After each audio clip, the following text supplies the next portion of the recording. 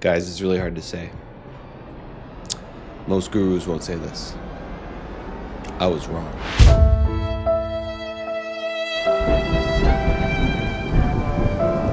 No, but seriously, I think with all this Andromeda hype and all the talk, I think I got a little bit too deep into the weeds here when I should have just looked right in front of me and saw that what we were doing before was really still working. And so in this video, guys, I'm going to go over some strategies for running and testing Facebook ads that I think still work. There are some updates to Andromeda that I think are helpful. So a few new things and a few old things that I think you should know when you're testing ads for lead generation campaigns. There's a lot of opinions out there. I think a lot of them relate a little bit more to e-commerce, and some of the new stuff with Andromeda does tend to work better in the e-commerce world. And we actually do have some partnerships and some stuff going on where we still do some e-commerce things with part of our business. And we've seen Andromeda be a bit more effective in those realms based on the common knowledge on YouTube. But for lead generation, I think there's some differences. So in today's video, again, I'm going to go over exactly what those differences are and the exact method that we are going to be using moving forward for testing ads and for scaling our campaigns in the Andromeda era, which who knows what that even means. I don't even know if Meta even did anything at this point, guys. They say all these things, they make these promises, and then nothing really happens. There's definitely some changes though. So let's jump on the computer. I'll stop rambling, guys. And guys, as always, if you want up-to-date strategies like this, you can join Leadbase Pro for just $99 a month by clicking the link in the description. It's the easiest way to get access to all of our course material where we talk about exactly how to grow a lead generation business, how to get your first client, how to scale your campaigns, how to make creatives that actually convert, how to close leads, how to get clients. All this stuff is in Leadbase Pro, and you get access to multiple weekly calls with myself and other professionals who are generating hundreds of leads per day. So for $99, it's pretty much the biggest no-brainer ever. No, it is not $15,000 like a lot of the other courses out there. It's $99. Just do it. Give yourself a Christmas present. All right, guys, let's jump on for real now. Okay, guys, so I did a video about Andromeda based on speaking with a lot of pros and people that I trust, and not that I don't trust them anymore, but I just have some different opinions on what's working still in Andromeda. So I said the old way that we used to test was done for, and that's where we did one ad set with one creative for $5, another ad set with another creative for $5, etc. 20 ad sets like this, forcing $5 of spend to every single creative. When you have a brand new account or you want to test a brand new kind of concept, this is a great way to see exactly what the CTR is on a specific ad and preventing Facebook for just sending, if you have 20 ad sets and you put them, 20 ads and you put them all in one ad set, it might just spend all the money on 2 or 3 of those. And I thought with Andromeda, things were going to get smarter. It was going to test more efficiently.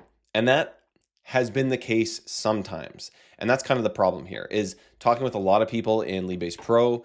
And this is, again, another benefit of Leadbase Pro is we can talk about this together and see what's working. A lot of people still struggle because when they were starting out, they'd run 20 ads, they put them in an ad set, or maybe 10 ads in an ad set, 10 ads in another ad set, and Facebook would still push all the spend to one of their ads that still didn't seem like it would be the long-term winning ad.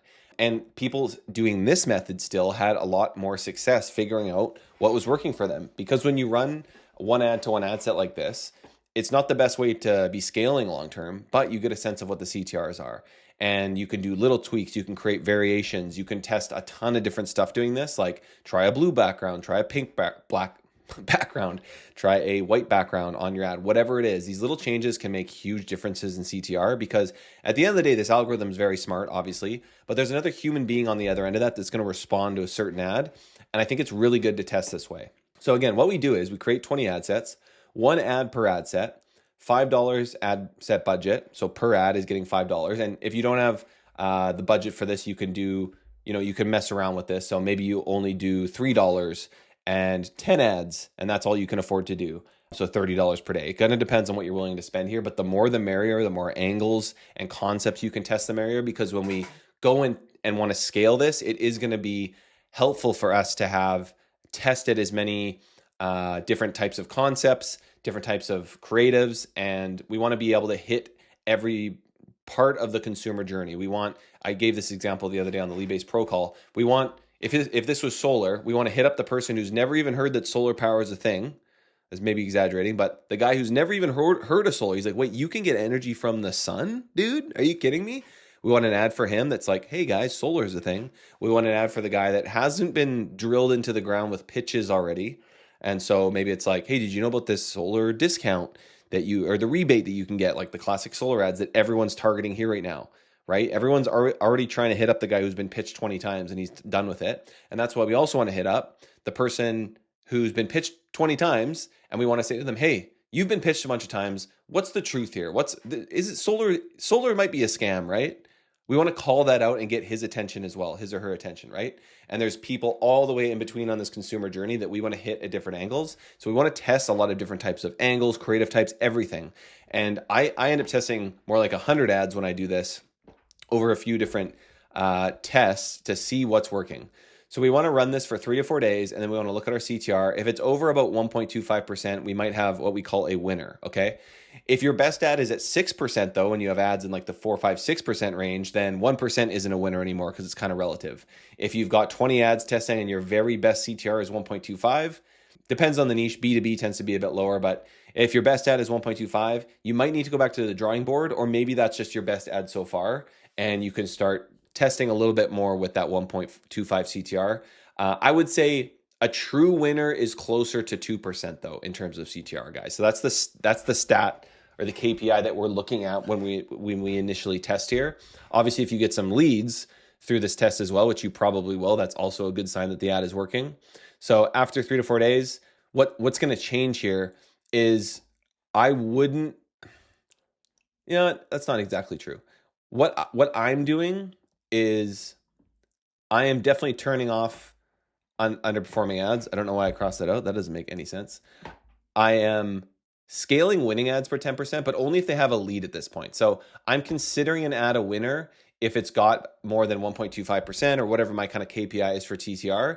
And that's when I'm going to go throw it into a different ad set that I'm going to talk about in a bit. But I'm actually going to leave, if an ad's crushing it in this little test I have here, and I'm delivering leads at this point, I will actually start to scale them by either 10% per day or 20% every 3 days, 2 to 3 days. I've heard that might be a little bit better. So I'm testing that right now. I want to determine, as many winners as I can. Maybe it's 5 or 10 out of 20. And I'm going to move those winners to a new scaling campaign, increase budget from, 5 per ad set. Times 10 would be 50, but now I'm going to throw them all in one ad set that's $50 to $100. And now I can start to scale that by 10% per day. And then I'm going to repeat this process and always test new angles. And once I have enough angles and I've really got Facebook trained a bit more, because again, this is assuming you're starting with a new account or, a somewhat fresh account. I think this method is really good. Once you've trained the pixel with a couple hundred conversions, you might be able to leave this method and just go to the scaling method that I'm going to talk about here, because you're going to have a bit more learning. Your algorithm, the pixel knows what you're looking for, and so you've kind of trained the pixel at that point. So even if Facebook is pushing spend to ads that aren't necessarily the best, you might be able to jumpstart this and move a little bit faster. But once we have 5 to 10 winners, what we want to do is start to create ad set structures like this. You can actually put in more than 10 ads even, but we want to take our winners from the initial test and we want to scale. So you'd start with one ad set here and you'd call it, creative pack 1 or whatever. And say you have 5 winners. You could actually add more than 10 ads to an ad set now that is an Andromeda update. So I might take my 5 winners that I just got and I might create 3 variants of each. Maybe there'd actually be 15 ads in this ad pack here, okay? So I might have 15 ads in one ad set at maybe $100 per day, okay? And I'm going to scale by 10% per day. That might be the first thing I do, okay? So I've got 15 ads. I'm letting Andromeda do its thing now because I've tested these concepts on a one-to-one basis. I know that they're good, and I can, and then you'll be able to see for yourself. Where's Facebook pushing the spend at that point? Is it doing it the most efficiently? And you can kind of find out. But eventually we have to trust Facebook. We can't do the old method one-to-one forever. It's just not going to work. We have to move to this eventually. And this is kind of what I've been doing forever. And this is really the old method, but now it's just a little bit better when Andromeda works and says what it's going to do. At worst case, it just works as good as it did before. And this is what we've always done. Okay, so now I've got my one ad set going. I don't want to touch this if it's working. If my KPI is $40 a lead and this is getting $20 leads, I don't want to add any more ads in. I want to keep this going. I want to scale it. I never want to touch it. If it's hitting KPI, don't touch it. I don't know what to, this is a finger. Okay.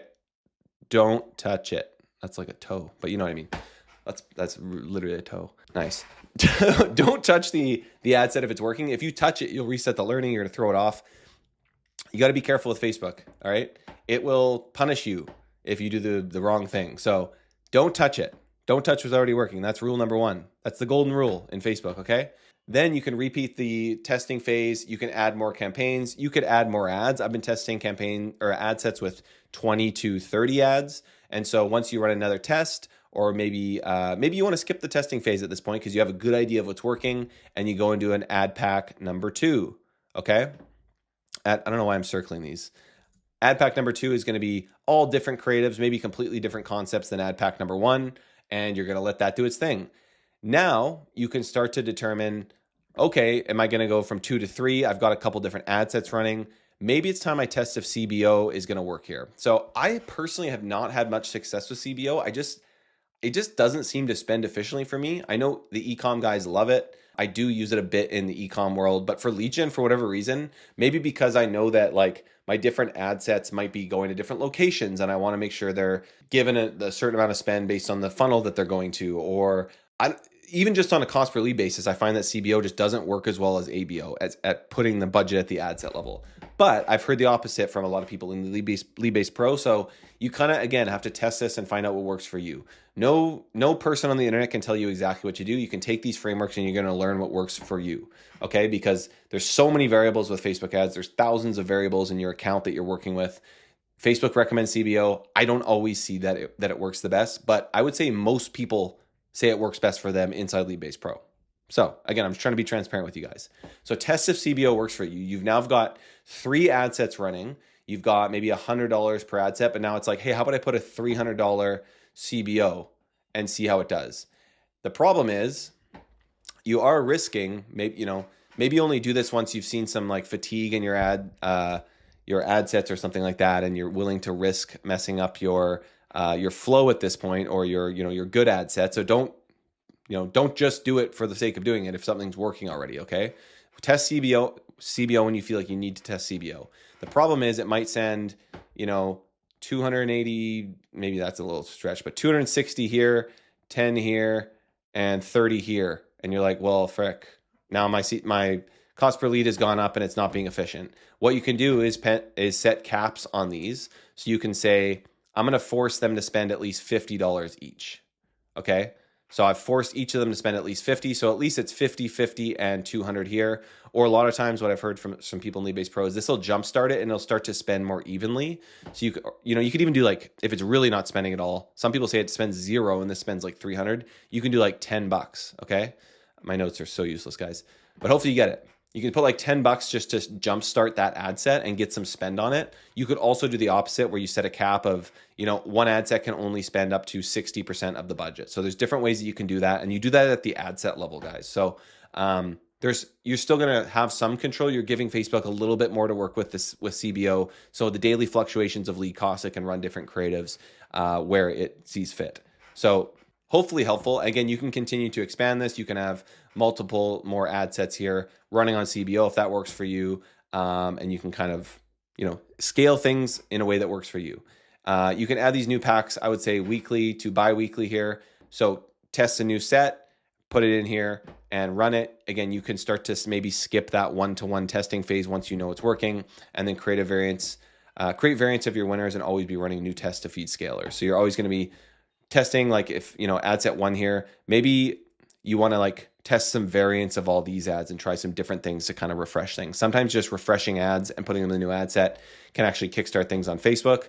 But at the end of the day, you really want to be sitting down, do it when you're watching your Netflix, you're watching the new season of Stranger Things, whatever, and sit down and just go through and like, I'm going to drum up some new concepts here. What kind of different types of creatives, different looking creatives can I create? What kind of new platform could I try? How can I test new things on Facebook? Because at the end of the day, Andromeda is this new big thing everyone's freaking out about. But at the end of the day, the best creative wins. The person who tests the most wins. Those 2 things I think are the most important. And I'm going to leave you guys with that. I hope you enjoyed the video. Have a great Merry Christmas, and we'll see you in 2026.